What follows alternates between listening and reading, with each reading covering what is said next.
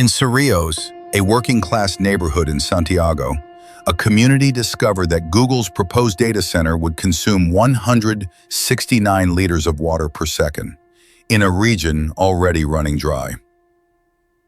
The same Google uses AI to map endangered birds disappearing from Hawaiian forests. Same infrastructure, opposite directions.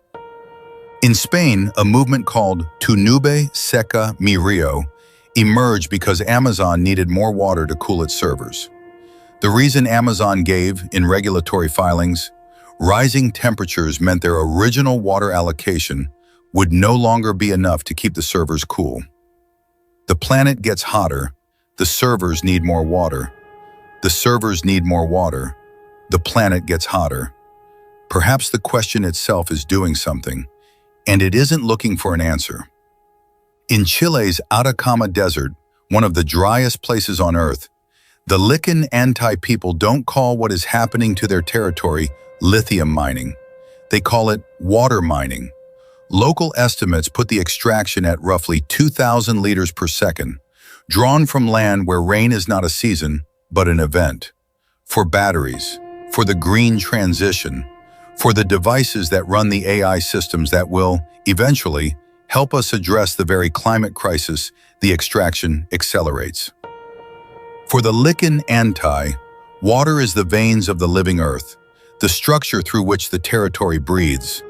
The mining disrupts rituals that have organized their community for generations. It drains flamingo habitats.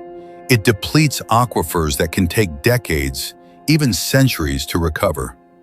Their representatives have named what is happening to them plainly: a sacrifice zone, a territory consumed to sustain a transition that will not happen on their land for their benefit under their terms. The lithium in the battery of the car parked outside a solar farm came from a desert being slowly drained to produce it.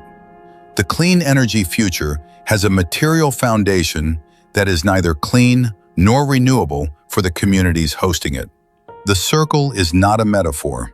It is the infrastructure, the loop that runs from deserts to data centers and back into the climate. In Texas, data centers are projected to consume 49 billion gallons of water in 2025.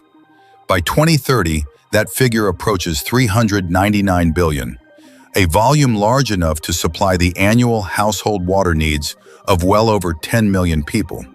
Not an anomaly, a pattern with a direction. When engineers try to solve the water problem, they find something with no clean name. Every solution relocates the cost. It does not eliminate it. Less water here produces more heat there. The trade-off rarely has a clean exit. It usually just gets a new address. This is not engineering failure. The engineers are doing exactly what they were asked to do: optimize within the given constraints.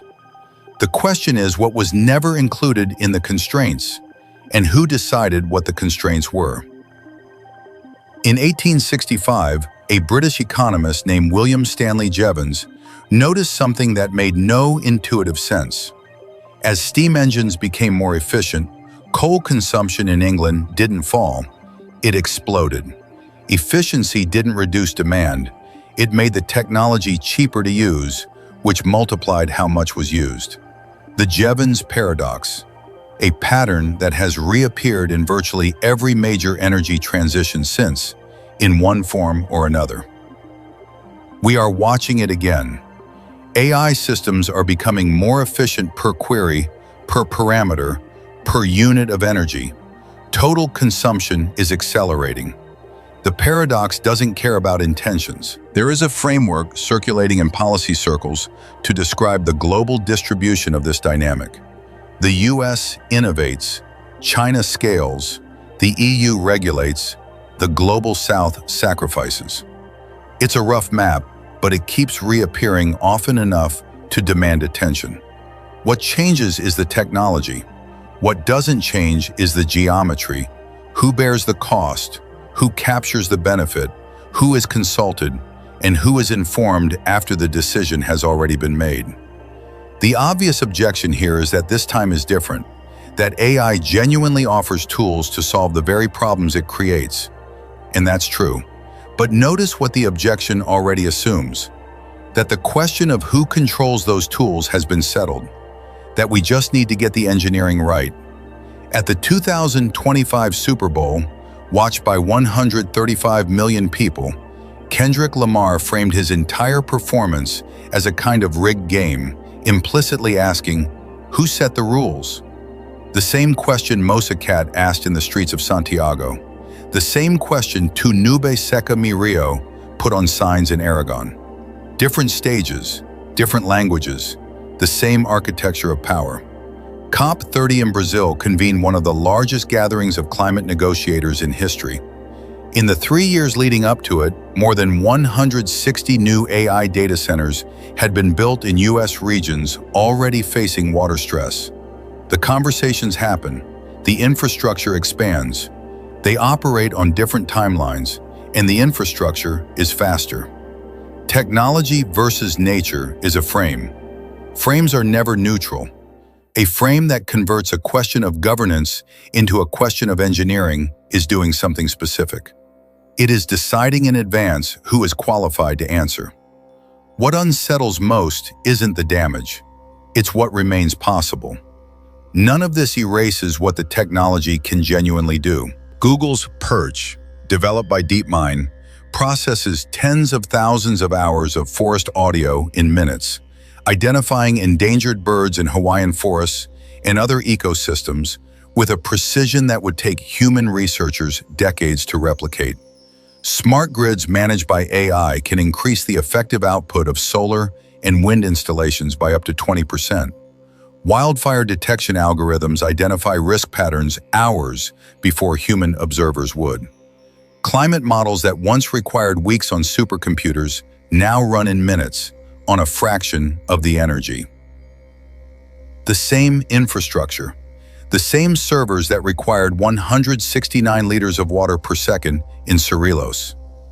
A study published in Nature estimated that AI applications in energy, food systems, and mobility could reduce between 3.2 and 5.4 gigatons of CO2 equivalent per year by 2035. In some scenarios, more than the entire carbon footprint of the data centers running those very applications.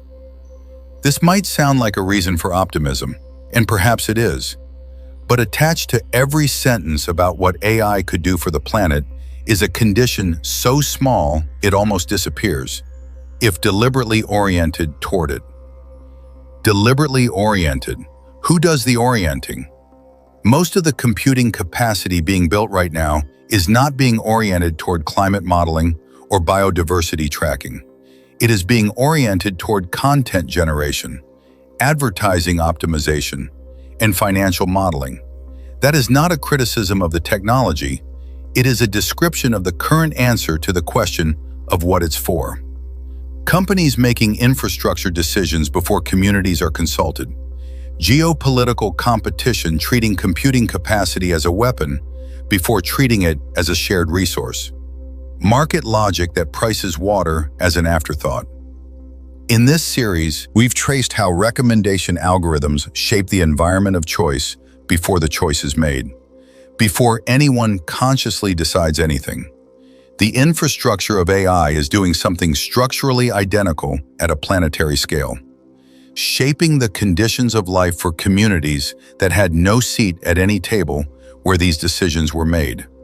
Not because anyone planned it this way, because the question of who decides was never asked early enough.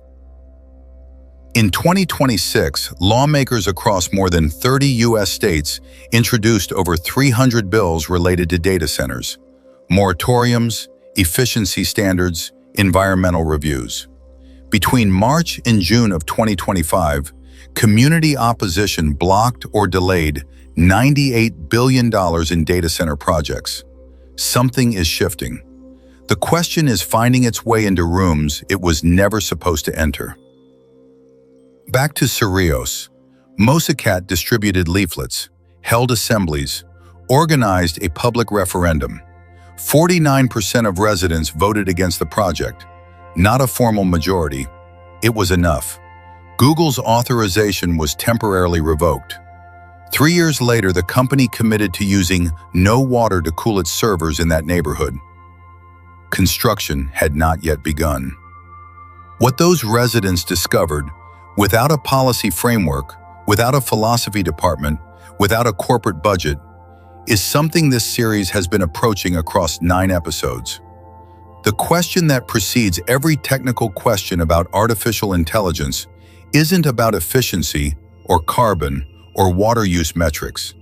It's the question that Jevons' paradox keeps deferring, that the geopolitical geometry keeps obscuring, that every corporate sustainability report answers before it has been properly asked. Not, how do we make this technology more sustainable? But, who decides what it's for? And who never gets asked? That question has no algorithm. No international body has formed around it. No sitting government has placed it on the agenda of the climate conferences nations keep attending without resolving anything. But 49% of a working-class neighborhood in Santiago knew it and asked it out loud. About 169 liters of water per second. The soul of this technology, its essence, what it fundamentally is, will not be determined by what it can do. It will be determined by who answers that question, and by who is never in the room when it's asked. The primary sources and references behind this episode are all in the description. This is the AI saga, Science, Soul, and Silicon, and the Philosophy playlist. New videos every week, because the rooms where these decisions are being made aren't waiting for the conversation to catch up.